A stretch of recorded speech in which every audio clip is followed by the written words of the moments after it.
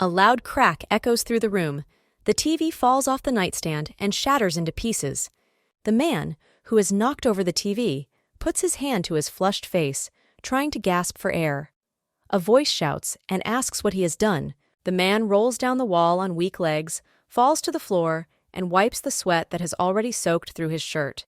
He breathes heavily, as if in a fever, looks up at his companion, and asks her to leave. But the girl, on the contrary, falls to her knees and rushes to him to check. The man repeats with difficulty, "Go away, then at least he won't pounce on her like a wild animal." The girl, who was fearfully staring into his face, blushes brightly, but quickly pulls herself together. She arranges herself between the half-lying man's spread legs and tells him not to worry. Of course, he could bleed until his eyes completely darken, but such a trifle will definitely not kill him. She leans closer to her husband and whispers into his lips so that now he just holds her tighter. He obeys and immediately leans into her in a kiss. The girl wonders how they managed to get to this point. Bruises slowly appear on her neck, and she scratches her man's bare back with her nails in pleasure and pulls him closer. When did she start to fear losing him more than looking into the face of death? She flashbacks to standing with a cold stare and a gun pointed forward. Her own blood smeared across her cheek.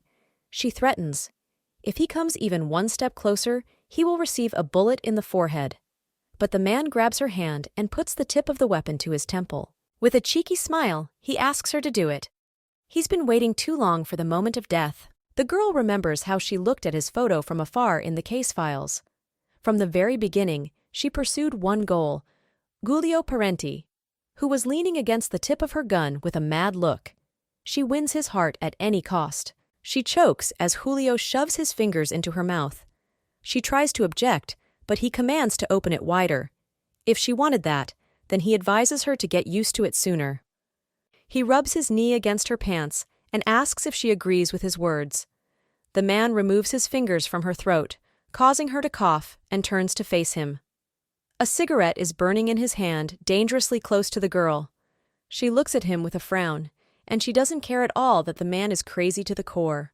The girl switches to another memory, when Giulio was hovering over her with a smug smile and called her a smart girl. She was screwing a knife into his chest with all her might, and blood was already seeping through his thin robe. The man pushes her against the wall, holding her by the waist, and approaches her shocked face closer. He feels the sinful desire burning inside, and then she didn't even suspect it. In the next flashback, a blue-eyed man in a business suit enters the room and says he's glad to meet Hana. He bows politely and introduces himself as Yu In-seok. Both are wet after the pool. Giulio hugs the girl from the back and offers her to become his partner, and then he will have full freedom of action. He smiles defiantly, but whispers in their ear that there are very few crazy people in the world who would risk contacting his woman. He stares at the man on the other side of the pool who is standing on one knee. Yu In-seok. He watches them carefully, and hearing the man's words, laughs sarcastically. Where will this tangled relationship lead? The dark surface of the ocean glistens under the bright light of the moon. A cruise ship sails calmly near the islands. Giulio says he's probably a heathen, but she's the one who used him. He approaches the girl, and she moves to the stern of the ship. She frowns firmly and tightly clenches her fists. Eventually, her back rests against the bow of the ship. Giulio continues to advance, hides his hands in his pockets, and cynically asks what they should do about it now. He grabs her by the waist and whispers that she will not catch the eyes of the security services in any case. The man tenderly smiles at her, looks into her eyes, and promises not to allow such an ending. He leans her over the railing, directly above the darkness of the bottomless ocean, as she clutches his shoulders in panic, tears of fear welling up in her eyes. A taxi is driving along the expressway. The driver pulls into the bridge to the sound of the music radio and takes a satisfied look in the rearview mirror. A girl is curled up on the seat behind, swaying with every jolt of the car. He says that the girl seems to be far from sober. Is she going through hard times? She lowers her head to her knees, hiding her face behind her cap, and ignores the driver. The girl frowns and mumbles that she has a headache. She opens her eyes and tries to focus, but her vision continues to blur and spin. She can't fall asleep now, but her eyelids close by themselves. Eventually, her body goes limp and she shuts down, hitting her head on the side window. The driver turns at the sound. That crazy smile appears on his face. She has finally lost consciousness. A taxi pulls up to an old abandoned building. Another man joins the driver. They talk and laugh as they climb into the back seat. The man holds her by the shoulders and asks to quickly check her body. The driver pulls out a knife and crawls up to her spread legs as the girl opens her eyes with difficulty and sluggishly asks what they are doing. The men sneer ominously. It's good that she regained consciousness. They were going to wake her up anyway. The boy behind her presses closer to her and whispers with a sickening smile to her not to move. They are going to show her paradise. The girl calmly asks them to stop, and they laugh even harder.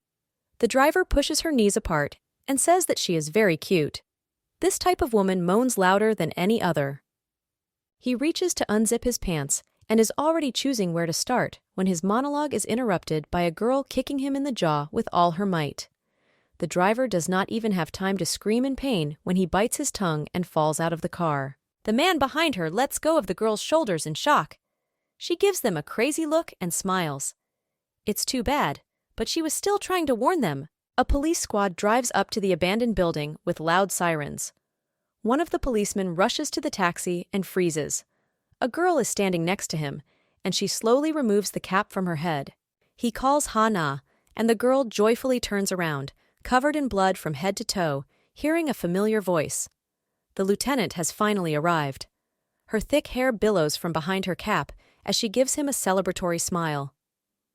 The man sighs heavily, trying to calm his nerves, and grabs his head. He was sure she would do something like that. Two guys from police cars rushed towards them. One of them shuddered when he saw an unfamiliar figure covered in blood and asked his friend who it was. The boy next to him asks if he has heard of Sergeant Lee Ha-nu. She is a high-class counterterrorism agent, and a private military company had to work hard to lure her away from the special forces. Lee Ha-na has never failed a mission, so they are ready to hand over an unprecedented amount of money for her head. In addition, she has a twin brother who is in the ranks of the National Intelligence Service, which makes her even more famous. It seems that he is the only relative of this girl. The guy next to me stumbles from these words. Unbelievable! A duo that works in both the biggest government institutions? Even the gift of speech disappears. But he quickly cheers up and asks why such a cool person is in Korea now? Did she decide to join their team? They are distracted by the lieutenant's loud shout. The man is shuffling around Ha-na and shouts disgruntled that he warned not to punish the bastard on his own initiative. The girl indifferently twirls the criminal's folding knife in her hands and mutters that she did it anyway. The lieutenant angrily points to two men lying in a pool of blood, beaten and with their clothes cut, barely begging for help. Seriously? Let him look at them. Ha-na waves her arms in praise and excuses herself that she had too much to drink and was just acting in self-defense. The man stares at her menacingly, and the girl turns away under him, but mumbles apologetically that she probably overdid it a little. She throws a phone with a folding knife into the bag and seals it tightly. These are the main pieces of evidence. A disposable phone was intended for shooting, and a knife. If a video recording has already been obtained directly from the scene of the crime, and besides, she was threatened with the use of a cold weapon, so they will definitely fall under the article on attempted murder and robbery. The girl examines the bloodstains on her jacket. What an abomination, and adds that if you add to this the abomination that remained on her clothes after them, they will also receive an attempted rape with intimidation. Ha-na looks back at the lieutenant checking the evidence. He has clean clothes. She calls him and asks him to take off his jacket. The man immediately scurries away from her in fear. Even goosebumps ran over his body. He shouts in annoyance, "Why did she need his things?" And the girl spreads her arms wildly, once again showing her stained sweater. Does he think she will walk around covered in blood? The man sighs and agrees. Ha-na laughs. This is a completely different conversation. Meanwhile, the police had already managed to put handcuffs on the criminals and led them, barely alive, to the cars. The lieutenant hands her a jacket and says that she did a good job. If it weren't for her involvement, this couple would have escaped from the hands of justice again. The girl replies that you won't spread the bread, thanks.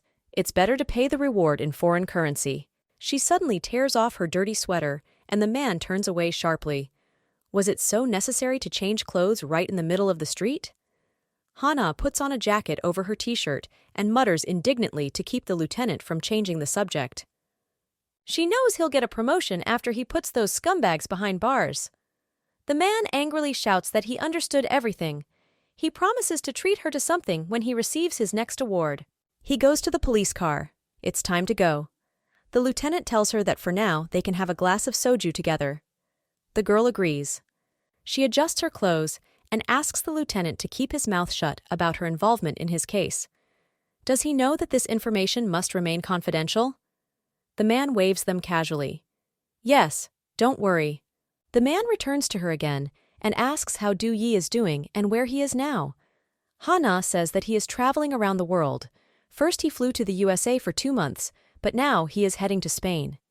It seems that he also mentioned something about a business trip to Cambodia. The lieutenant whistles cheerfully, a real man, and asks if he has begun to be hired more often for serious tasks. The song of discharge from the U.S. Navy. He seems to have heard that a foreign investigative team on the fight against narcotics requires the maximum contribution of forces. The girl laughs shyly, but proudly says that Du Yi has always been quite intelligent. She begins to explain that she is trying not to praise her twin brother just because they are related, but in fact she is interrupted by the loud ringing of the phone in her hands. Hana checks the number. Just the code of the country where the brother was supposed to go. Is it really him?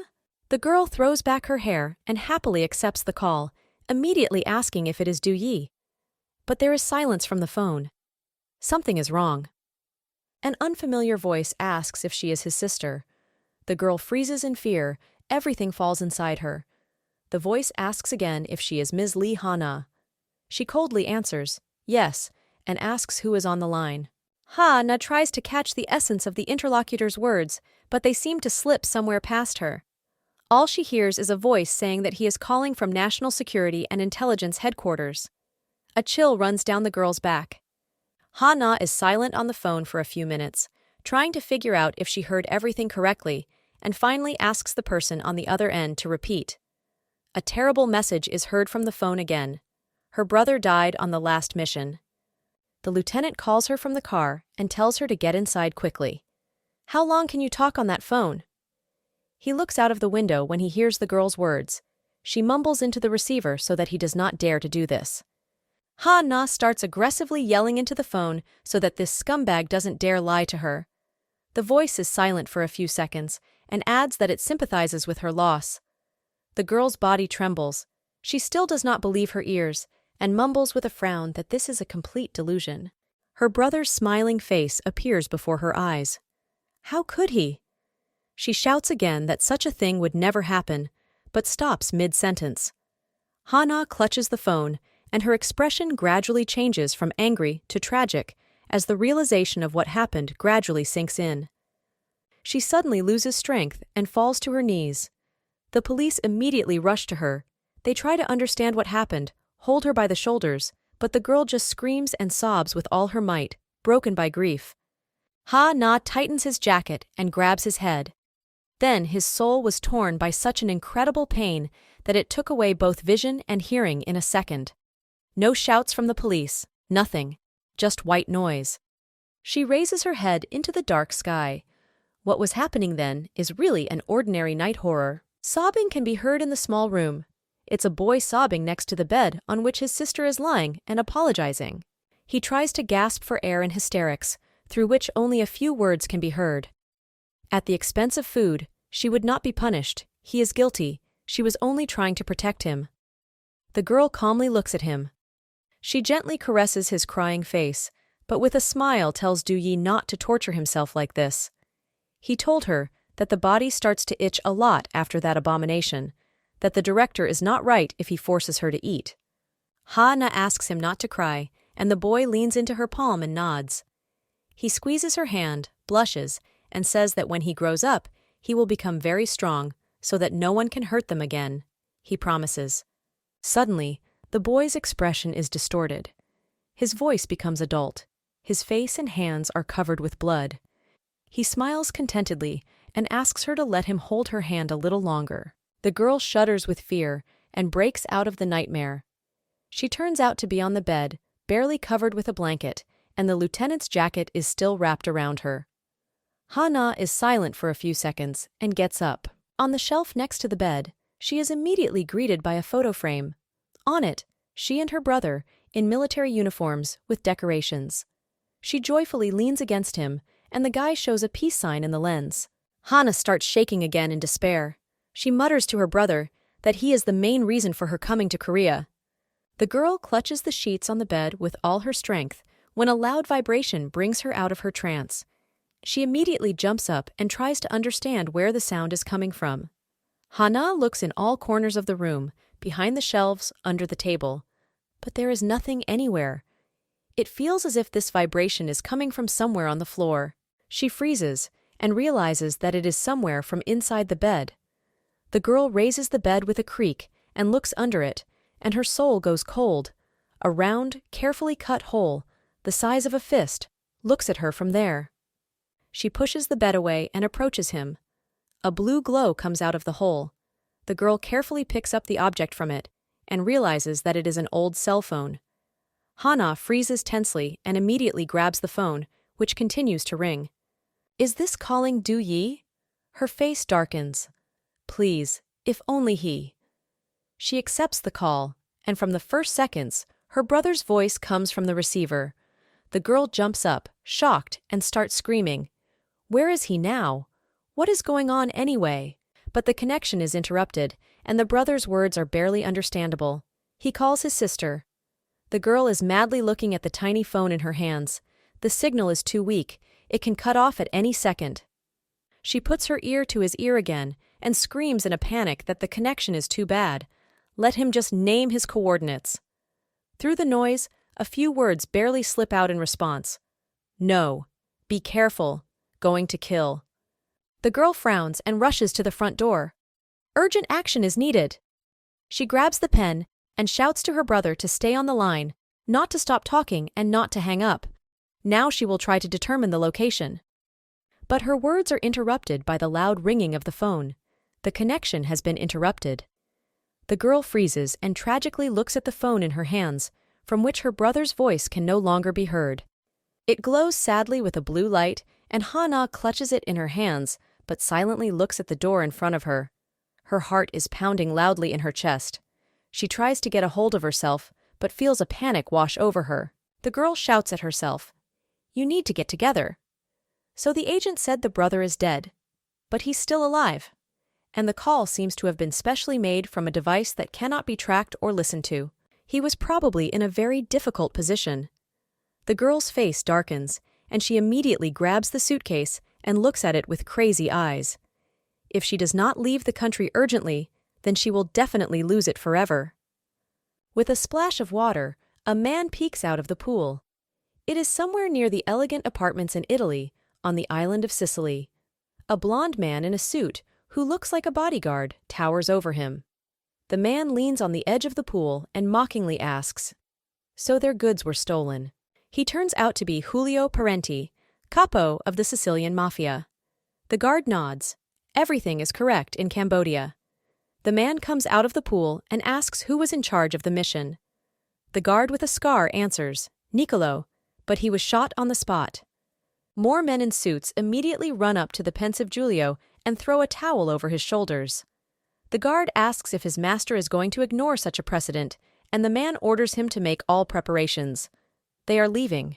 Giulio says with a satisfied smile that he is sure. They have already waited for him. He heads for the exit, and the guards follow him in droves. Ha! Na rolls a suitcase through the airport. Someone is sobbing on the phone with her and apologizing. He should have protected Du Yi better. The girl sighs and asks Tae-jun to stop bawling and finally answer. Where is his body now? The man mumbles in confusion that he doesn't know because they still haven't been able to find him. But then the bomb exploded. Ha-na freezes in the middle of the hall but asks, What?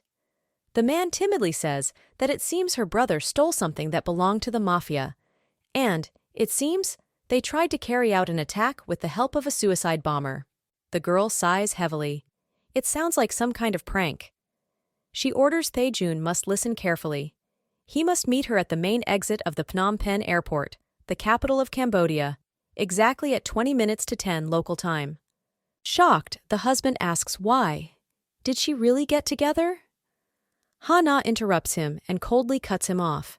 He himself said that their team is not even able to find the corpse, so she will personally test herself in this matter. However, her words are lies, and in her head she immediately corrects herself. More precisely, she will definitely see him, whole and unharmed. In Cambodia, it is morning on the noisy streets of Phnom Penh, but the sun is already heating up the city.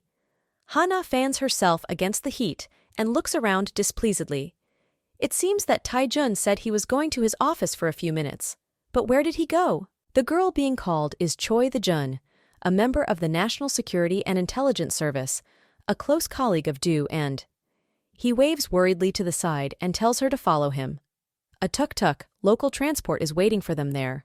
Ha-na glares at him disapprovingly and asks where he took his car. The man shyly mumbles that today is without him, because it is a day off. She asks why he came to work then, and Tae-jun hides his gaze in confusion and excuses himself that he urgently needed to deal with some matters. He hastily changes the subject.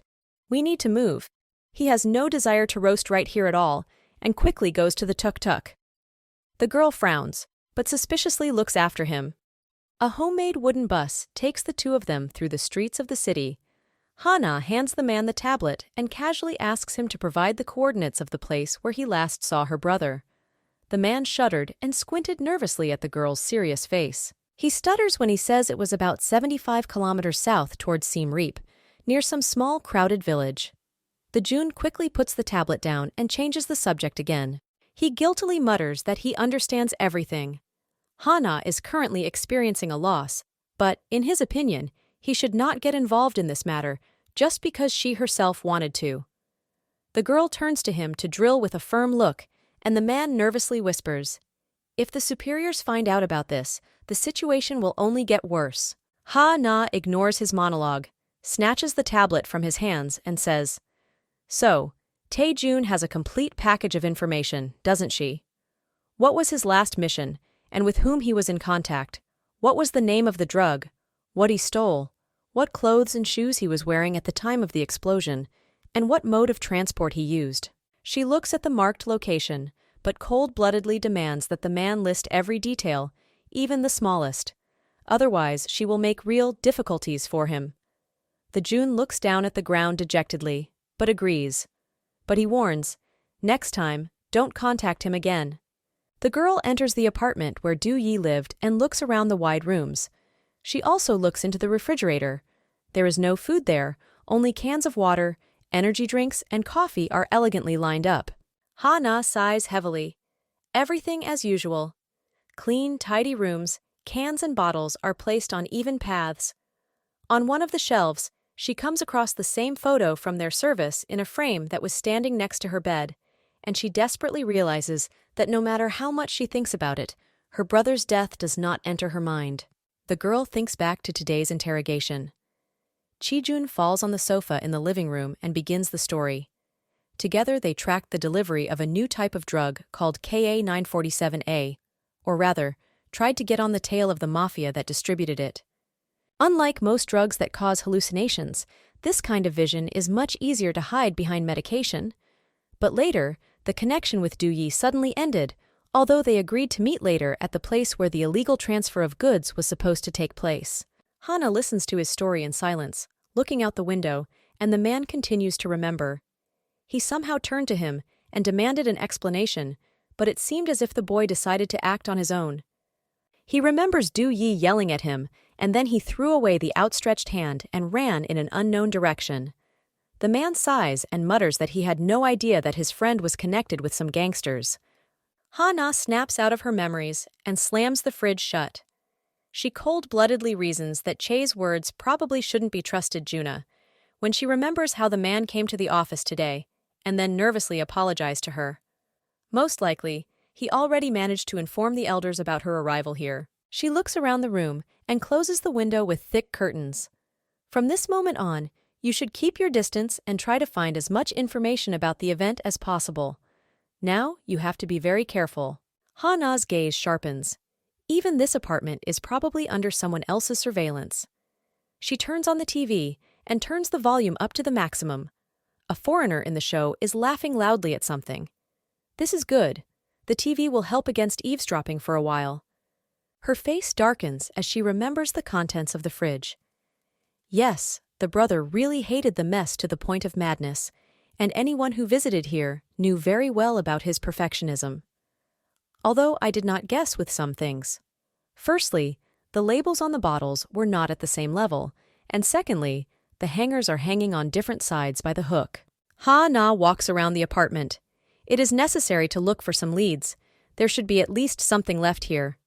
She stops in a small room with bare walls and a single bed when her attention is drawn to a lone lamp next to it. Is it possible? Distant memories immediately appear in her head. She sits on the bed and looks at a similar floor lamp in her hands. The brother nearby looks at it with surprise, asks why she is twisting him. The girl laughs. The fact is that there is a projector attached. Yes, really. Instead of a light bulb, a small mechanism is screwed in, which is no different from a light bulb when you turn it on. Hana pulls out an object that looks like a lens. However, if you press the button on the inside, the girl freezes when she looks at the illuminated wall and sighs. It's just incredible. When did Du Yi manage to arrange everything like this? The wall in front of her is all glowing with blue schematics, investigations, and a ton of material. The girl clutches her head wearily, but takes out the phone. It seems she has no other choice, although she did not plan to call him again. The girl frowns when she hears the beeps. In a few seconds, a man sitting at a desk somewhere at home picks up the phone. He smugly greets her in English. How many summers? How many winters first? Ha-na remains silent, and the man mockingly asks how much longer she's going to play silent, or if maybe she got drunk and accidentally dialed his number like an ex-lover. The girl internally sighs. That's why she didn't want to call. But Hana is not provoked and asks how Logan himself is doing. This makes the man laugh. So she decided to start from the side of kindness? He immediately goes to the main thing and asks her to tell more about what she is doing in Cambodia. The girl laughs. It seems that he really is her longtime admirer, or stalker. Logan gallantly replies that he can't live without chasing the lovely lady. After all, he missed her too. Han starts pacing the apartment nervously. In that case, can she ask for a favor? The man asks if it is necessary to conduct an investigation on some case, but the girl denies it. She just needs to be rescued, and as a thank you, she will show information about the case she is currently working on. She approaches the wall with the diagram that her brother carefully left and adds, if he's interested in it, she can send a part just to look at it, and then everything else later. But she assures him that Logan will definitely not regret it. A pensive smile appears on the man's face, and he asks what kind of case this is. The girl sighs and looks at the center of the scheme, all the arrows of which lead to a photo of one man, and explains that the mafia is involved, or rather, Giulio parents. He is a capo of the Sicilian mafia, David Mayer. Logan immediately interrupts her. No more words are needed, he is on business. The man smiles mockingly and says that she got too deep into the matter, so he promises to come as soon as possible and asks if she needs anything else. Na asks to also take the weapons and items she used before, and the man curtly agrees, promises to send the time and place later, and calls off the challenge. The girl sighs with relief, putting down the phone, and again looks annoyed at the huge projection with the case materials. Seriously, Du Yi, just catch your eyes, and you will definitely get screwed. Valentine's Day is the name given to a private military company that takes part in missions in the most hot spots of the world. And although it seems to sound very poetic and beautiful, but when she needs to destroy her enemies, absolutely everyone who stands in her way will die. The cache of Valentine's Day in Cambodia is located far from the cities. 2 security guards in suits are standing near the large garage with the second number. They grab their weapons when they hear the loud rumble of a motorcycle, ready to shoot when a man waves at them and tells them to stop. He looks at the road in shock, not believing his eyes. There. Hana rides up on a red motorcycle, blowing dust into the air. She rips off her helmet, stopping at the garage, and her husband has no doubts. The first? The man happily shouts her name and throws himself at her with a hug, almost breaking his back. He rambles, "Is it really her? Healthy and unharmed? How many years have passed?" The girl mutters that Oslo will strangle her like that, and he loosens his grip. Oslo circles her with a puppy dog look and asks if she has decided to go back to them. Truth? Hana rolls her eyes. No, she just needs to know something. The man leans back from her, and she asks where Logan is. Oslo mumbles upset that he is in his office. Now it is clear why he appeared so suddenly. Hana says she wants to meet him as soon as possible, and the guards are about to escort her away when loud footsteps stop them. A man comes out of the dark garage and calls Hanu. The girl turns to him, smiles widely, and says that she is glad to meet him again. Logan Valentine, head of Valentine's Day, also gives her a kind smile. They are already indoors. The security guards stand at the entrance. Hana turns on the projector, and Logan's eyes open wide. Unbelievable. Here you have ex-prisoners, the Federal Bureau of Investigation, and the Central Intelligence Agency, and the show is run by the Mafia. He asks if Hana thinks that Julio Parenti has taken her brother hostage, and the girl sighs heavily. The authorities have declared him dead, but Du Yi is definitely still alive.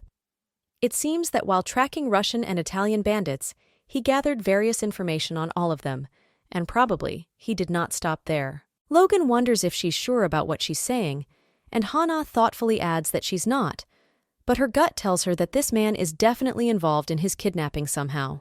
The man sighs. He used to deal with the Italians, although the circumstances are really quite strange. Their head usually spills other people's blood without even knowing. Besides, they can't stand wasting time. The girl frowns and nervously bites her finger. Logan looks at the projection again and continues.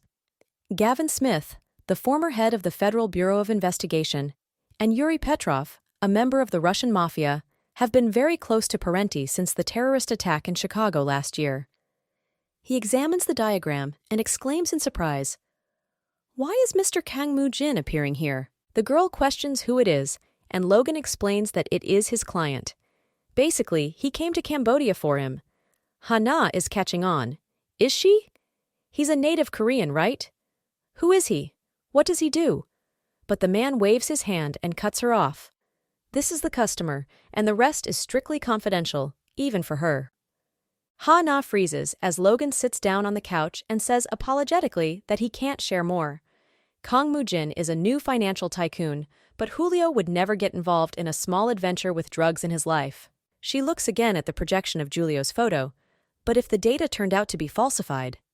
The girl asks if someone can impersonate him, and the man shakes his head. Too easy an explanation. Such a phenomenon is widespread among drug traffickers. It is not at all clear why their intelligence did not suspect it from the beginning. A voice is suddenly given by a man from the side who quietly entered the room and whispers that, probably, they did not specially attach importance to it. Logan abruptly turns to him, and the man apologetically says that he didn't mean to interrupt them.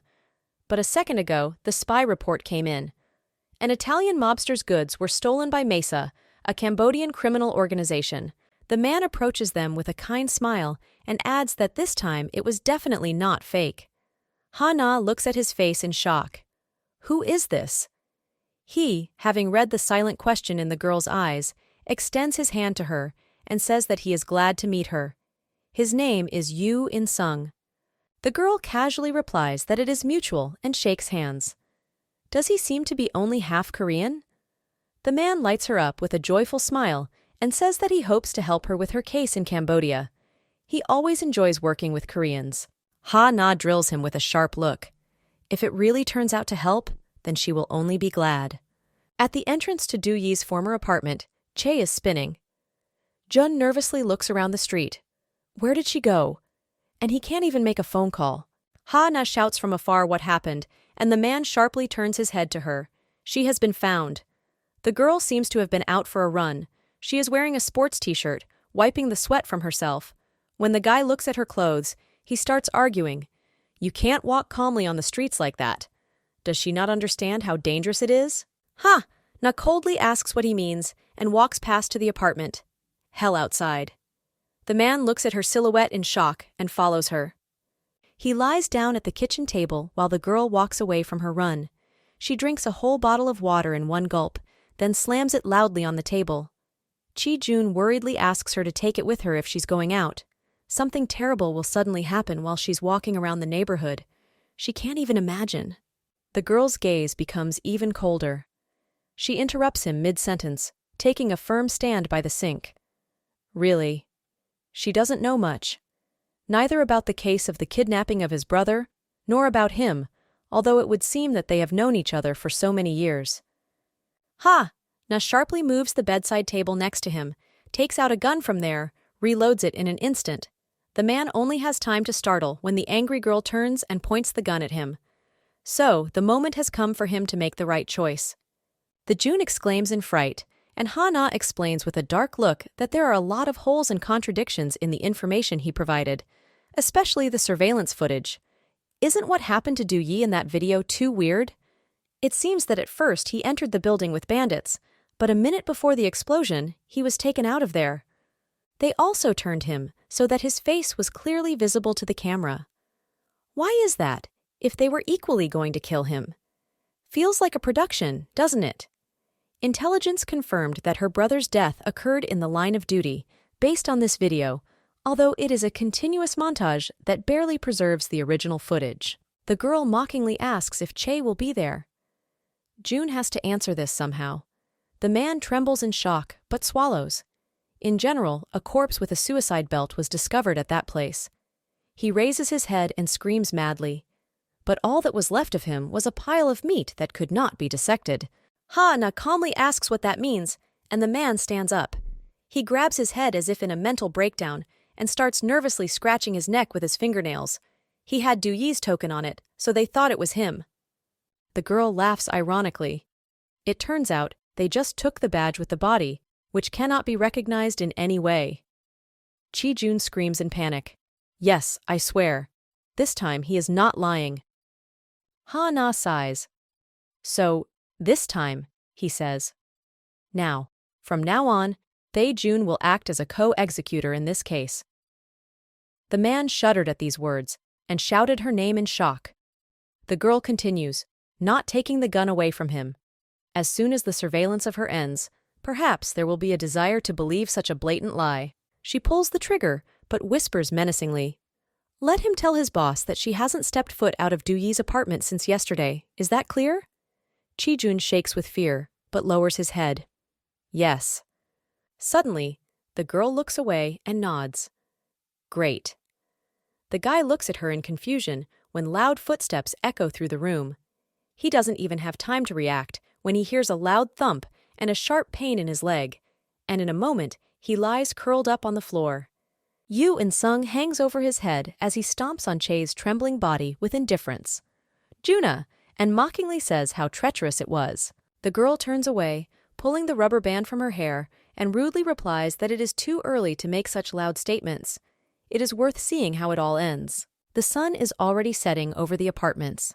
The girl is getting on the motorcycle when Yoo In-sung calls her from behind and asks if she is going to go now if nothing else is holding her back. She sighs. Yes, Logan sent the coordinates of the hideout and said that's where the Cambodian crime syndicate is most likely headed. Mass seems to be called. The man kindly smiles at them. That's right, this is their main location. He comes closer and advises her to try not to make a fuss about the new instructions for now. Parenti himself will soon decide to make a move because his goods have been stolen. Ha-na smiles slyly. However, it is worth entering the meeting area a little earlier. The boy calms her down.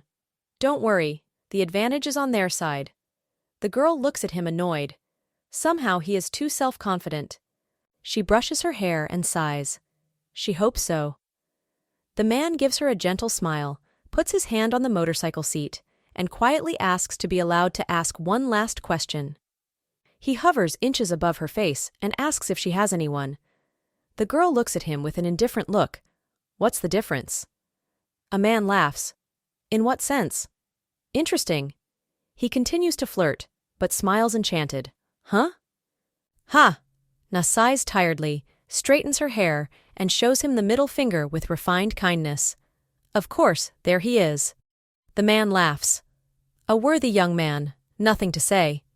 He leaves and says that he will not annoy her anymore. See you soon. You.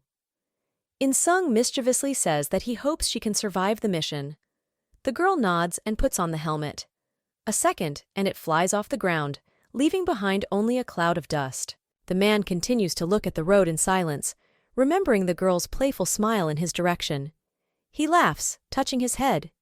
Interesting, but at the same time, very sad. The girl arrives at the repository of the Valentine's Day organization already at night. This is a small wooden house in the middle of the forest. She pulls off her helmet and goes inside. She is greeted by carefully washed dishes near the sink. It seems their agents have been here recently. She looks around and notices 2 black bags in the corner near the stove. Here the weapons have already been prepared. Hana unfastens it, and her former pile of weapons of various calibers stares at her. She sighs and begins to sort through them. Du Yi, what kind of adventure have you gotten her into? Everything seems to be in place. Her gaze turns sad as she holds out her hand to an imaginary silhouette of a smiling brother. Please give me more signs that you're actually alive and well. In the morning, the girl has breakfast. Closer to lunch, she cleans all the weapons, and when the sun sets again over the horizon, Logan calls her and asks how the situation is. She sighs. Everything is clear on the horizon so far. She has even relaxed a little. Ha-na mentions that she wanted to ask something. Is Yu and Sung really working on Valentine's Day? The man asks in surprise what this question is about, and the girl explains that he did not have a badge on him that would show his belonging to a private military company. Logan is silent for a few seconds, but says that he has no comment. Liu is a difficult guy. Surprised, the girl asks, "In what sense? What's your name?" The man on the phone sighs as Hana suddenly hears a strange sound. She abruptly drops the phone, grabs the gun next to her, and points it behind her back. The same Yu In-sung is already standing next to her, with his hands raised. He smiles kindly and explains, "Edward Liu, that's his name in the USA." The girl looks at the door in shock. How? Laurent's laughter can be heard from the phone on the floor. It seems that he is already there. I warned you. It is better not to joke with Liu. Hana angrily picks up the phone and mutters that she will call back later. She asks why he showed up unannounced, and the guy laughs. He likes to surprise people. Besides, she didn't have a choice. The girl sighs and invites him to sit down. A candle on the table crackles and illuminates their faces. Hana immediately gets to the point. Why did he come? The guy smiles kindly at her and says that he thought she was bored in the house in complete solitude. The girl frowns and asks to stop talking nonsense. The man mutters that this is rude. He just has his own personal motives, which relate to the revenge of the Mesa clan. Hana shuddered, but lost in thought. So the syndicate she is tracking means a member of the largest criminal organization of drug traffickers in Cambodia. It wasn't enough for them to simply steal goods from Parenta, so they killed a person close to the Sicilian mafia. But what side is In-sun involved in here? What was Logan thinking about when he sent him? The man notices her thoughtfulness, but tells her not to worry. He will not disturb her underfoot. They can make it easier. Let Hana take care of Julio Parenti, and he will deal with the mass. If she agrees, then... But the girl does not let him finish. She jumps up, climbs on the table, grabs him by the collar of his shirt, and says that he is not a member of Valentine's Day. The man smiles. When did he even remember anything else? He leans closer to her lips, then whispers that he only said help. Does she not remember? Ha-na is silent for a few seconds. Yes, indeed, he never said that he was a member of the organization. She rudely asks whose helper he is then. The man leans even closer to her and caresses her cheek. He continues to close the distance between them when the phone on the table starts ringing loudly. They break away from each other and look at the screen. Logan. The girl frowns and picks up the phone. In-sung sees her off with a satisfied smile. Logan says the mass is on its way and will arrive in 3 hours. There are only 40 men, well armed, from transport. A trailer, 2 trailers, and 6 trucks. Parenti follows them too. Will she make it? The girl tenses up. Are you seriously asking this?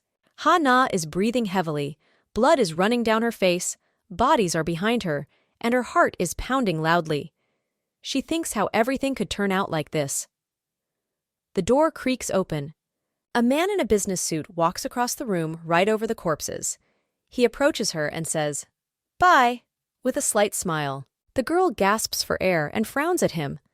She could not even imagine that everything would turn out like this. Earlier, after Laurent's call, Hana went to lay a landmine.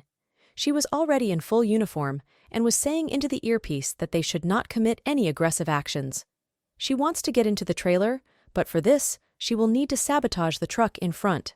The man asks if she plans to detain the whole group until Parenti arrives, and the girl says no. First, she wants to detonate a landmine when the mass arrives. Then, when panic sets in, sneak into the trailer and wait for Julio to show up there. Parents. She is not going to stick her neck out. She will only distract the bandits for the necessary time to get inside. In-sung on the other side is thinking, but asks her most importantly not to die. The girl is frowning. What? The man laughs shyly, but says that she has already fallen into his heart too strongly. Ha-na makes a face. In general, it's not even funny anymore. In-song grunts in displeasure. After a few minutes, a signal comes into the girl's earphone. Get ready. The first target is 3 minutes before arrival. As confirmation, the roar of cars is heard from the earpiece. The second one is also in sight, 5 black SUVs 25 minutes behind the first target. The Italian is also with them. The girl answers briefly. Everything is clear, and In-song continues to report. 1 minute, the speed is about 70 kilometers per hour. 20 seconds. 10 seconds. 6. 5. 4. 3. 2. 1. Ha-na presses the button to detonate the mine, and there is a loud explosion. The truck flies into the air, falls on its side, and begins to burn. The cars behind her stop. The man reports that there is movement around the destroyed truck. The girl springs into action and quietly sneaks up to one of the trailers. She pushes open the door and immediately points the weapon at the frightened thieves, who do not even have time to load their pistols. 1, 2, 3, 4. A group of criminals fall under her shots like dominoes. In-sun shouts into the earpiece, "From behind, at 11 o'clock." The girl shuddered in fright, turned around, but the man behind her was already shot in the head. He spits blood in her face. The man says that he took care of him for her, and the girl angrily wipes the blood from her eyes. Yes, thank you very much. She jumps into the trailer to reload her weapon and asks where the next target is. Ying-song reports, in 5 minutes, they are chasing each other as if they were blown up. A strong collision is expected. The girl is frowning. What? Did they decide to crash into them? An irritated shout can be heard from the driver's side of the truck. Who had the brains to steal the goods? Do you even know whose he is? Hana runs closer to eavesdrop on the conversation. The driver tensely shouts into the phone, Giulio's name is Parenti unfamiliar? But if he had known earlier what he was getting into, he would never have signed a contract in his life. The girl leans her ear against the wall. It seems that her husband had no plans to steal from the mafia.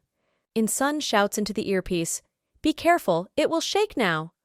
The girl flinches as a strong jolt hits the truck. She falls, rolls over, tries to protect her head, but a heavy iron shelf falls on her. The man is worriedly calling her. Is everything okay? Answer! The girl barely opens her eyes, but shakes from the pain. Blood flows from her head. She grits her teeth, rips the earpiece out of her ears, loads the gun, and the van door creaks open.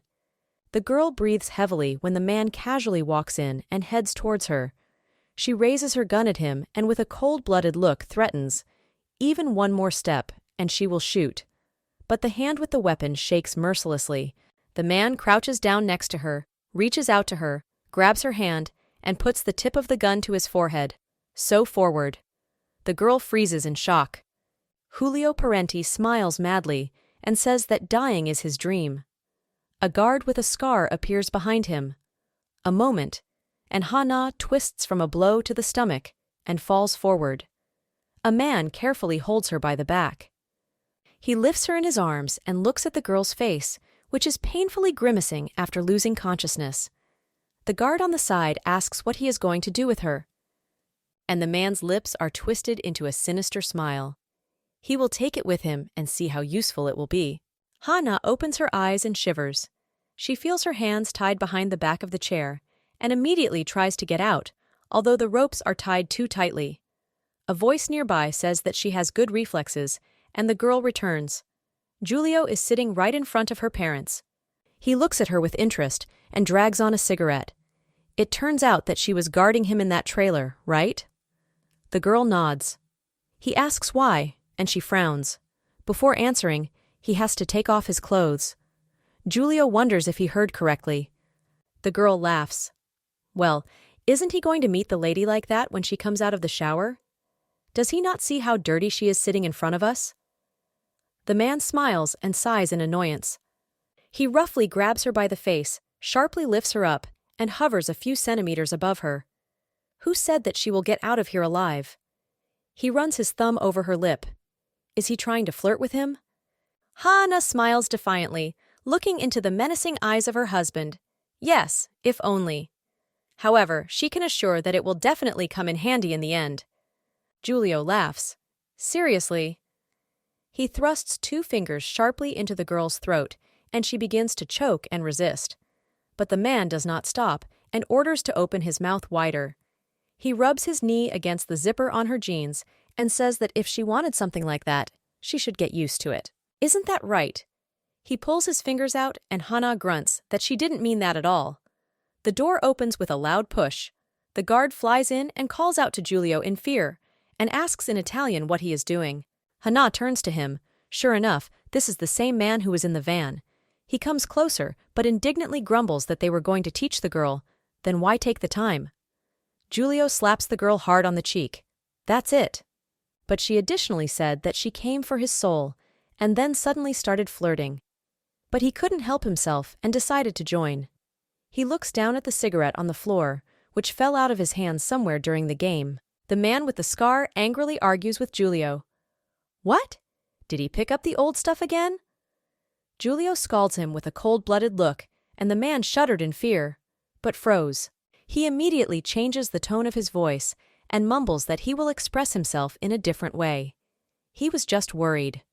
Hana turns her head as she eavesdrops on the men. What does again mean?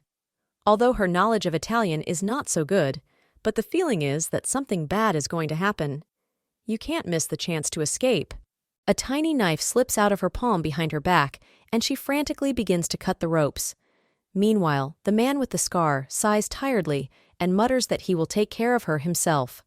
He pulls a tiny gun from his inside jacket pocket and promises to make things quick. The girl raises her crazy eyes at him and nervously thinks, "No, it's better to get out of here and report on yesterday's situation." A shot rings out. Pieces of plaster fall from the shot hole in the ceiling. Julio looks down. Where Hana was sitting, a man with a scar is now kneeling. A rope is tied around his neck, the other end of which is pulled by the girl. She puts the gun to his temple and looks at Julio with an angry look. She presses the hot tip of the gun against the man's temple, causing him to gasp and whimper even more, and aggressively yells at him not to come one step closer. The man smiles as he looks at the overturned chair. It looks like they didn't tighten the ropes properly.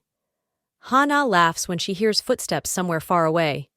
It's not important anymore, you should have thought earlier.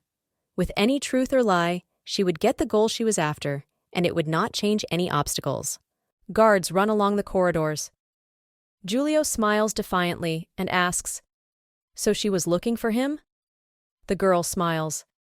He still does not understand? Everything is going according to plan. It was on her initiative that he got involved in what was happening. A crowd of guards finally rushes into the room and calls out to the owner. The man with the scar, already completely blue, can't stand it either, and calls out to Julio, silently begging him to finally save him. The guards try to intervene, but Julio raises his hand, stopping them. He smiles with interest and asks what the girls need. Hana laughs defiantly. Help with one thing. And she, in turn, promises to catch that bastard who pretends to be Julio's parents. In the morning, at the scene of the accident, a squad of local police is already working. They are shouting loudly, looking at the field covered with destroyed cars and smeared bodies. The manager approaches Insona, who is also hanging around, apologizes and asks what to do with the bodies. The man gives him an icy look, and after a few seconds of silence, he takes out his wallet, pulls out a large wad of dollars, and hands it to the policeman to destroy. They're just a bunch of thieves, so he can take credit for catching them to his superiors. The policeman bows low and accepts the money. Sung returns to the bloody scene before him. Parenti and his men have taken the crates of weapons and the trailer with the cocaine. It remains only to deal with the other. He lowers his gaze to the ground, but carefully searches for something below, and eventually comes across the corpse of the same driver who was talking in the van. He takes his phone out of his pocket, grabs his dead hand, and unlocks it with his fingerprint. Goes into the settings and erases all data from the phone. In-sung stares at the screen, but says that he has already delayed too much. Tae-jun. The man who was sneaking behind him shuddered in fear. He scoffs that they haven't seen each other since Hana gave him a real fight, even though he looks cheerful. The guy nods in confusion, and In-sung menacingly pulls a gun from his pocket and shows it off. By the way, why didn't he tell her and Do that she and Do were twins earlier? The Jun nervously scratches his skin again, but mutters that he just didn't think that fact was important. The man coldly says that now the circumstances are different, but with a loud sound he lowers the trigger of the gun and casually points it at the boy, and demands that he immediately release all the information about the girl. Also, Jun shouts in alarm that Ha-na is an ordinary citizen, and he was her only relative, so when she found out about what happened, she immediately came. In-sung rudely interrupts him and mockingly points the gun at his head. Now the final decision for him, so let him listen carefully. He waves in front of a frightened Tae-jun with a gun and tells him to be useful, or he will have to be destroyed. He lowers his weapon and turns away. The Jun swallows hard and asks him in a trembling voice, "Is he interested in her?" In-sung pulls the trigger of the gun again and smiles. She is quite a charming person. He points the tip at the corpse of the driver and laughs enthusiastically, saying that because of this, he is thinking of changing his plans a little, and shoots. Julio mischievously asks, will she be able to find the man who impersonated him? It's a pity, but it's too late for such a proposal, because all the members of the mass were killed yesterday by a sniper during the commotion. He didn't even have time to ask them a few questions. Hana breaks down screaming, but says that her brother has been tracking the imposter, and if he helps, they will catch the monster behind it all. The man exclaims in confusion, and the girl explains that there are rumors that it was he who ordered the murder of a Korean intelligence spy who turned out to be her brother. Julio asks, in that case, shouldn't he be among the dead? The girl coldly replies that he is obviously still intact, and she came here to make sure of it. The man frowns, but finishes the sentence, that it is his handiwork. Hana smiles. No, just the opposite.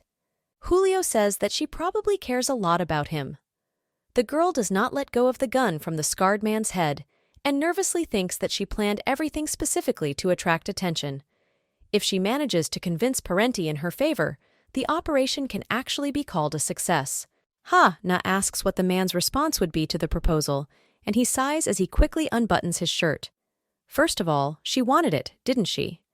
With a cheeky smile, he pulls off his clothes, showing her his bare muscles, and nods to Romano, one of the guards, to bring something. He throws the clothes next to him and offers the girl to rest. Romano returns to the room with a glass of wine and gallantly hands it to Hana, who asks her to take the wine and let Lorenzo go. The man, who has been strangled for several minutes, whimpers gratefully. The girl looks skeptically at the red liquid and asks if they seriously think she'll just drink the contents like that. Julio laughs. She herself ordered him to take off his clothes, but she continues to doubt such little things? And thirst is probably a concern. Hana frowns. He's right about the thirst. Her lips are already chapped. She tenses up, but looks thoughtfully at the liquid. Probably something mixed in there, maybe poison, or drugs. Although it is unlikely that they want to get rid of her, they will have to take risks. She kicks the twisted Lorenzo with her foot, grabs Romano's glass sharply, and drinks the contents in one gulp, without breaking eye contact with Julio. The man watches her fascinated and smiles. The girl turns the glass over to demonstrate that it is empty, and the last few drops spill onto the floor. In a second, it blurs before the eyes, and the body softens. The last thing on Hana's mind is very strong. She loses consciousness and falls, but Julio manages to catch her and picks her up again. He looks into her calm face. Lorenzo, still shocked by the situation, gives them a sidelong look. The man asks Romano when the doctor will be, and he looks at the papers and informs that he will come in half an hour. Julio gently runs his fingers over the girl's face, traces the scratches from the last mission. He leans closer to her, runs his finger down her neck, and with an enthusiastic smile orders Romano to have the doctor examine every centimeter of her body. Na opens her frantic eyes, and everything around her is red. She sees a cage in front of her, and there, behind the bars, is a man. An unfamiliar voice says that he is not going to give up so easily. Let her remember his words. The girl stands, frozen, unable to say anything or move. She only feels cold sweat rolling down her body. He clutches the bars, but angrily says that he swears. She will face the same fate that he had to experience because of her. A moment, and the man is already lying deep in the cage, exhausted. He stretches out his hand to the girl's frightened face, but hatefully mutters that she will feel all the pain she suffered on her own skin. The guy breaks into a hysterical scream, but approaches, ready to grab Hanu immediately, and everything is cut off. The girl shudders, opens her eyes, and breaks out of a terrible dream. She is on a spacious bed, and clouds are floating above her, visible through the glass ceiling. Hana gets up and looks around. Whose room is this? Her attention is drawn to the plasters with which the vein was carefully sealed. The other hand is bandaged. The girl looks around in surprise. It turns out that the wine contained the usual sleeping pill. Amazingly, they even treated the wounds. She sighs and rubs her furrowed forehead in annoyance. What a terrible nightmare it was. I want to erase such dreams from my memory forever. The girl recalls, when she worked as an agent on Valentine's Day, one man was put behind bars on her initiative. And while he was serving 7 months in prison, his enemies counted and killed every member of his family. Then he cursed her from head to toe and promised to take revenge, but she laughed contemptuously in response. However, over time, that moment became more and more a stone on her heart. On particularly difficult days, she contacted Du Yi, asking if everything was okay with him. Later, she learned that that man was killed because of his involvement in a conspiracy based on the desire for justice. That was the first time in her life that she rejoiced at someone's death. The experience was far from pleasant. She felt as if her dignity as a person had been shattered, and she had never felt such a strong disappointment. The girl tightly clutches the blanket and asks herself not to fill her head with stupid thoughts. She turns to the window with a panoramic view of the night mountains. She still has to save her brother, so she needs to focus on him. But to begin with, it would be good to eat. And then figure out how to convince Parenti. Na picks up the blanket, only to find that she is only wearing one shirt. Did he throw away her clothes? Pervert flashing. Before her eyes are the memories of Julio huddled over her gun and looming over her face. Although she had suspected him to be difficult to negotiate with, she hadn't expected to encounter such inappropriate behavior. She reasons that she has no idea why he didn't kill her right away, but from the side, as if interested in her proposal, he approaches the door and pushes it. Behind them stands Lorenzo, who flinches in fright when he sees her face. They exchange awkward glances as the man angrily points his finger at her and shouts, "You!" The girl raises her hands and immediately apologizes, saying that she is terribly sorry for what happened. Hana smiles devilishly and thinks that she needs to get into his confidence, and then maybe it will be possible to extract some information about Parenti. Hana mutters that he shouldn't have threatened the lady with a gun because she got too nervous. But Lorenzo seems to see right through her and rudely orders her to return to the room without any nonsense. The girl says that she did not intend to be naughty, winks, and promises to be an obedient little hostage. Ta asks if he can bring something to eat for his prisoner. She begins to whine dramatically. She walks around on an empty stomach all day, already dying of hunger. The man grimaces, shocked by the girl's sudden behavior. He looks down at the girl's bandaged hands and feet as her stomach grumbles. Lorenzo sighs and says they don't have a buffet. Is that normal? The girl joyfully says that everything will suit her, and the man turns away and calls her after him. While Ha-na doesn't see, he carefully turns on the microphone on his shirt collar and casually asks who she is. The killer? North Korean spy? The girl shakes her head. I didn't guess. In fact, she used to work in the South Korean Special Forces, but now she is Peksu. That is, she does not have a job. On the other end of the line, Giulio puts in an earpiece and listens to their conversation, broadcast by Lorenzo. He goes out on the balcony and lights a cigarette, as if preparing to listen to an audiobook. Lorenzo thinks about it. Peksa. He seems to know such a word. He was taught by Jie Yi. The girl turns around in surprise, but questions again, and the man freezes, as if he blurted out something. He mutters that girl looks a lot like him. Giulio looks up at the dark sky and takes a drag on his cigarette. When it gets a little light, the apartments are covered with abundant tropical rain. A large black limousine drives up the road to the building, with several cars driving it. They stop in front of the house. Security guards with umbrellas surround the limousine and announce that they are already there. The doors are opening. Lorenzo places a plate of delicious food in front of the girl, and Hana sighs enthusiastically. Didn't he used to be a chef? The man proudly folds his hands, but says that not at all. It's just that cooking is his hobby. But if she doesn't like it?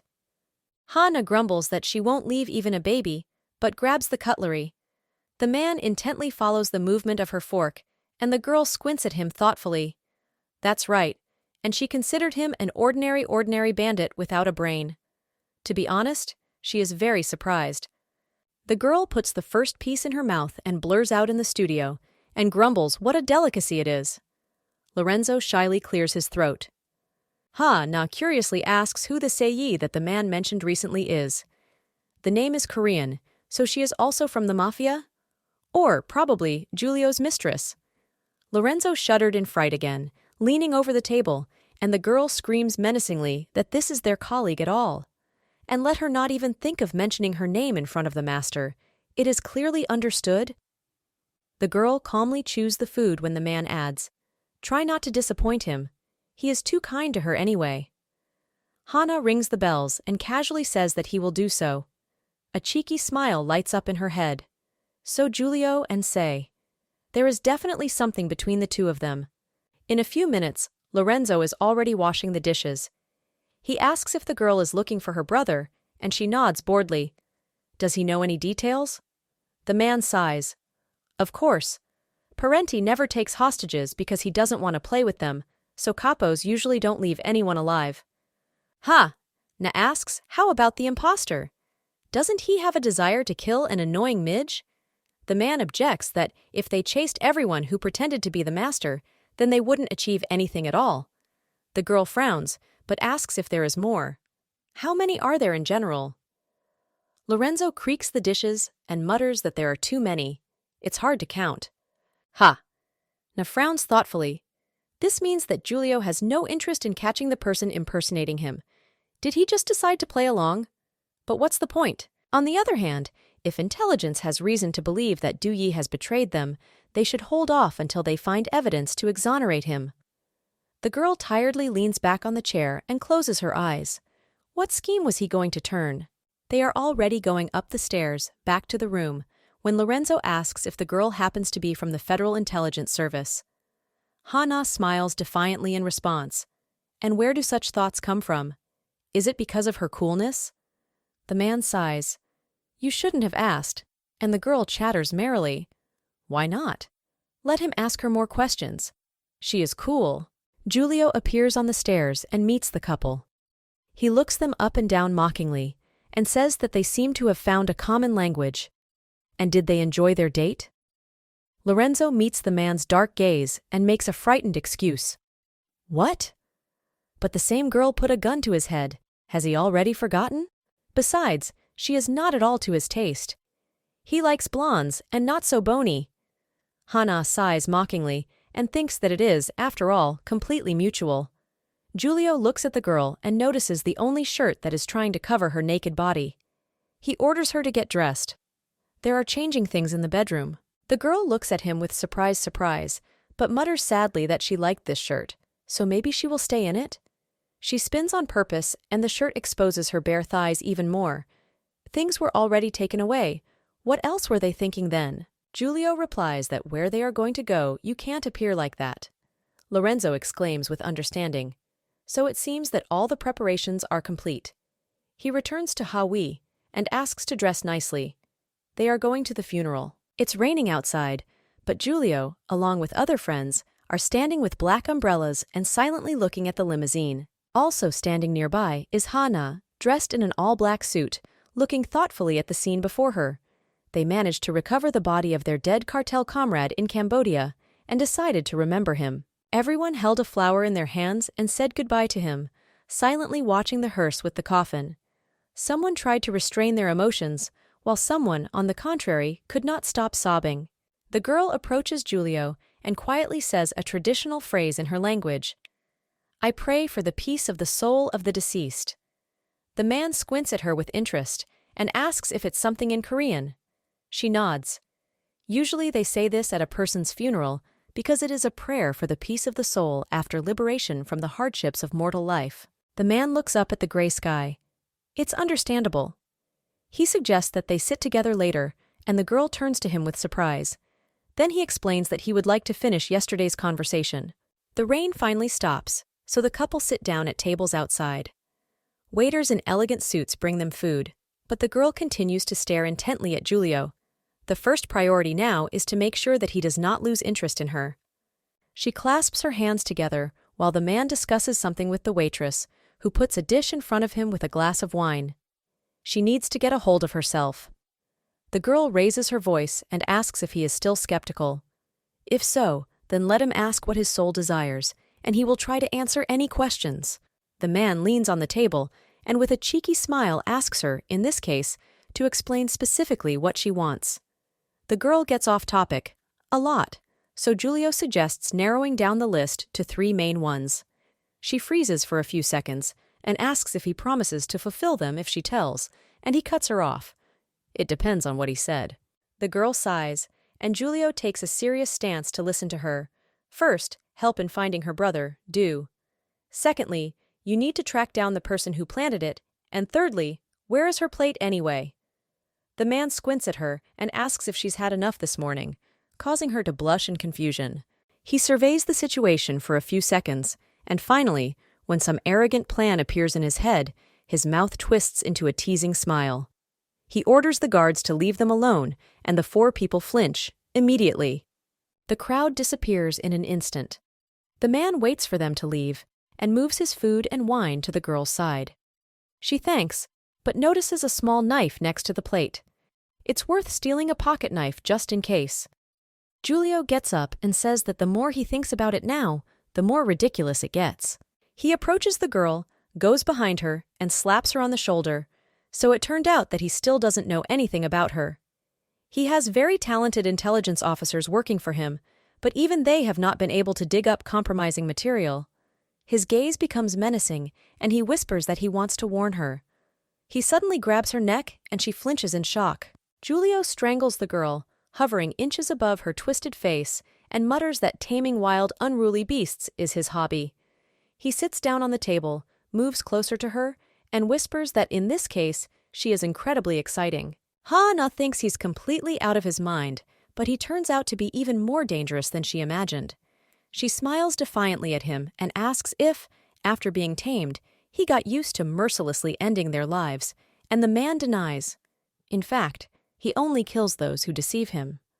Always first chooses which part to start with and what to do with it. The girl grimaces, but grumbles that now she understands his tastes. But does he have to keep his hand on her neck? Giulio's face darkens as he says in a menacing voice, Gavin Smith. Hana frowns in confusion, but the man adds, At the scene of the accident, they found her bag, which contained a video of him. He was caught on tape with Du Yi before the explosion. Hana asks if he saw the recording, but the man rudely interrupts her and demands to answer the question, how she is related to this person. The girl freezes and nervously thinks, the guy in the video? Just then, there was someone else behind her brother, walking behind, slightly bent over. Since the explosives were only in Du Yi, Why did she decide that the man was an enemy informant? But was it Gavin Smith? She remembers his face on Du-hwan's diagram. Julio coolly says that the man was one of the best agents in the Federal Intelligence Bureau, and he grinds his teeth on him. Gavin Smith once tricked him into declaring war on the Red Mafia in order to create chaos in New York, and later he wanted to destroy it. However, then he suddenly left his duties and disappeared from all radars. And now he sees him on the tape, near the relative of his hostage. Julio squeezes the girl's throat, and she begins to shake and reaches for the knife. In a shaky voice, she mutters, "What is Du Yi's reason for playing by some bastard's rules?" But her husband rudely interrupts her and demands to stop playing. His eyes fill with cruelty, and he laughs, but says that surrounded by enemies from all sides, even God would not believe. But her brother is somehow involved with a state-level creep who has devoted his prime years to a chance to destroy him, and after that she still dares to demand his favor and help in the search for Smith's alleged accomplice. Hana finally grabs the knife with shaking hands and chokes back that it's just being used, and she's sure he's in danger. But the man again harshly interrupts her and repeats to postpone this masquerade. The girl thinks in a panic, "Just not this.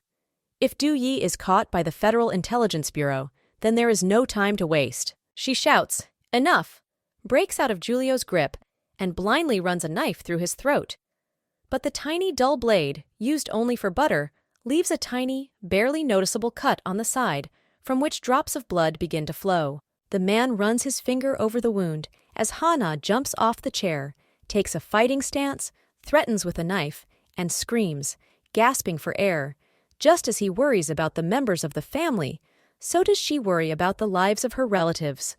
She clumsily jabs the tip of the weapon into his neck again, and says that under no circumstances will her brother betray his agency. No one ever got in his way.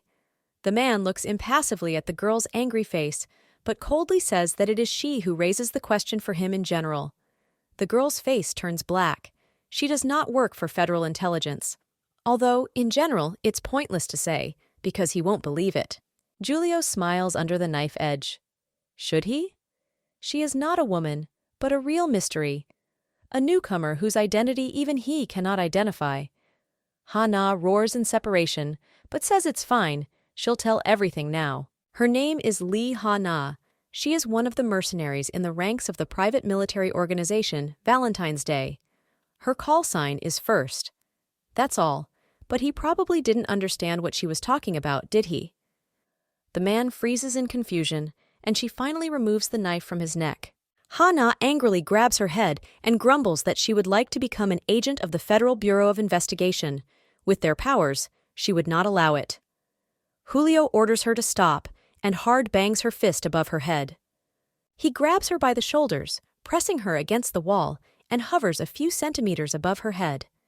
Julio runs his hand over her wrist, which is clutching the knife, and whispers that the more new things are revealed, the stronger his interest grows. He can't even hold himself in his hands. The girl mutters in confusion, but swallows her exclamation in shock when Julio suddenly presses her into a kiss. She frowns and shakes, trying to free herself from his man's grip, but it turns out to be in vain. Ha-na whimpers something indignantly against his lips, but Julio ignores it, pressing her even harder and forcing her mouth open to intertwine their tongues in a French kiss. The girl blushes from the pressure and lack of air, raises a trembling hand with a knife, and puts it in her shoulder. Julio casually breaks the kiss, and the girl gasps for air. He smiles impudently, but whispers for her to insert the knife even deeper. Ha-na presses the handle with all her might, twisting the weapon inside his body, but the man seems calm to the hellish pain. He gently grabs her face with one hand and her waist with the other, forcing her to lean closer to him, leans into her ear, and whispers that he can directly feel the sinful desire burning inside him. The girl blushes and opens her eyes in shock. Ha-na pushes Julio away with all her might and shouts for him to stop talking nonsense. She gasps for air and says angrily that she is not here to kill. The man recoils, giving her a cold look, a knife sticking out of his collarbone. Handcuffs are ringing on the girl's legs and hands. She is sitting on a chair and angrily asks if they can remove these shackles from her. Julio calmly cuts off, "No." He is lying on a sofa, a doctor is working on his wound, and the culprit is surrounded by a crowd of guards. Hana grumbles. Does he think she can't get rid of them? The man nods, saying that of course he can. But it is in her interest not to take reckless actions. He nods at the wound, which the doctor is carefully sewing up, and smiles. Needless to say, what will happen if she tries to escape? The girl grimaces in annoyance, watching the procedure. He didn't even flinch. Her plans are already starting to fall apart. She imagined him to be an ordinary gangster who could easily be directed towards a blind desire for revenge. Although the adventure was risky, she hoped to cope with everything. But it seems she miscalculated. The girl frowns and asks Julio about Gavin Smith, if he knows where he might be. If necessary, she will personally try to determine his exact location. But why does he want him dead? The man cold-bloodedly looks at her, rubbing the stitched wound. He killed his younger brother. Hana feels everything inside her turn upside down from what she heard. She jumps out of her chair, ready to pounce on Julio, and the guards behind her are already reaching for their weapons. What a piece of shit! The girl freezes in mid-sentence, noticing the man's sinister smile, and clenches her trembling fists. If only she wouldn't let him manipulate her, he's just testing her. She falls back into her chair and calmly asks when he's going to release her. The man takes his shirt, only after he begins to trust, and until then, he will be a hostage. Hana smiles wryly, as if she was here as a guest before. He calmly pulls on his shirt and fastens the buttons. His lips stretch in a cruel smile. Let him call himself a prisoner, from whom you can get rid of at any moment. The girl tensely clenches her fists. You can't sit here stupidly like this and wipe your pants. She squints at the guards ahead and reasons that she needs to take down these thugs first. She hopes they're unarmed, so she'll just hit them on the head. Then, she can jump out the window, and then... The flow of thoughts is interrupted by the sound of a gun being pressed directly into the back of her head. And although it turns out to be unloaded, the girl flinches in fear. She squints back. It's Romano who presses the tip of the weapon to her head and orders her to stop thinking about it. It's time for her to go to her room. The man frowns and says that if she is obedient, she will receive respect from them in return. Hana is silent, clutching his muzzle tightly when he hears loud laughter. Julio hides his face, but frankly, sincerely laughs at the girl, shaking his head. Hana looks at him in shock, blushing brightly. Is he laughing? Grandpa, maybe just riot against the crowd? Julio approaches the table with the girl's things found in her bag and asks if that's all. He grabs his driver's license with a smiling photo on it as he slumps into his chair. So Lee Ha-na. He had definitely heard of this lady, the legendary agent. He remembers how he saw her cold-blooded face behind the door of the truck and the pointed gun. When he first met her, he felt as if the Dark Reaper was looking into his eyes and was sent for his soul. And while he was looking at the bloody face with crazy eyes, he was enveloped by a strange feeling of freedom. He probably wanted her to pull the trigger the moment he put the tip of her gun to his temple. Julio calls Romano to him, and together they look at Hana's digital diagram. They are interested in Kang Mujin, and the man orders them to dig under him, and, incidentally, find Logan's number, Valentine. The man wonders why he would do this, and Julio says that it looks like Lee Ha-na is his accomplice. Romano opens his eyes wide. Now it is clear why she exudes such a strong danger. Julio grabs the remote from the digital circuit, hides it in his jacket pocket, and mutters that they have so many people to find and so many to settle. Ha-na is sitting on the couch, still handcuffed, but wearing the new clothes Lorenzo gave her, and sighs heavily. Seriously? They didn't even listen when she said she wouldn't try to sneak out. In general, no one came to help despite her screams. He already had time to finish the day. She falls tiredly on the bed, but blushes. She needs to go to the toilet. It's a bad situation. Suddenly, the door creaks open, and a smiling Julio appears behind it. The girl grimaces and grumbles that there is nothing funny. Does he not want to take off her handcuffs? The man approaches her and says that she is not laughing. It seems that she is cheerful. Was she asleep? The girl blushes, but tensely wrings the handcuffs. What does he think it is so easy to sleep in them? She promises to return immediately, Only let her be released. I need to go to the toilet very urgently. Seriously. Julio looks around her calmly, sits down on the bed, and pulls her handcuffed hands, pressing them above her head. The girl screams in confusion, clutching her hips. Hasn't he lost his hearing?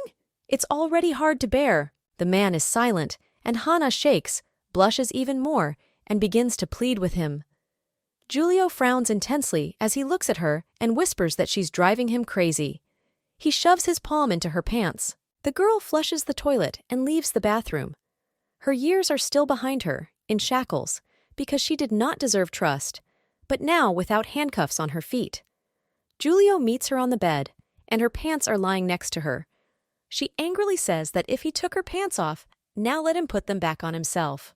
The man asks if she washed her hands, and Hana snarls in annoyance. Bullying? But how would she do it? A cheeky smile appears on Julio's face. He says that he will deal with it now and gets up. The girl fumbles around in confusion as he approaches and asks what he is doing. But Julio keeps getting closer until she is forced to lean her back against the sink. The man climbs over her spread legs, bends over his head, and turns on the water, placing the girl's hands. She blushes brightly, turning away from his face. She can't believe how they are standing in such a position. The man casually rubs the water on the girl's palms with his hands when she rests her chin on his chest and raises a shy look. He stops, but defiantly looks into her eyes. What is it? Are there still places that need to be rinsed? The man teasingly squeezes his leg between the girl's thighs, and she grimaces and says, although she knows how shameless he is, but after saying such a terrible disgust appears right in her forehead. Julio laughs. Is she a fan of foreplay from afar? The girl shakes her head dismissively, but says that no amount of flirting will help drag her into bed because she values her life too much. The man smiles, but asks if he isn't risking himself here too. After all, she stabbed him in the collarbone with a knife while they were kissing. Ha-na frowns, but angrily exclaims that there was no need to strangle her. Just look at the bruises. She raises her head, showing the gray circle on her neck, and the man looks at them with interest and whispers that they are beautiful. The girl freezes, not in her right mind at all. She mutters tiredly that it's enough, she has to go, and leaves the room. The man looks after her offended, but suddenly grabs her by the bound hands and throws her on the bed. Ha-na begins to scream indignantly, but Julio climbs on top of her and whispers that if she behaves obediently, she might get a gift. He pulls out of his pants pocket the same cell phone that Du Yi left her, on the screen of which the new message sign is flashing.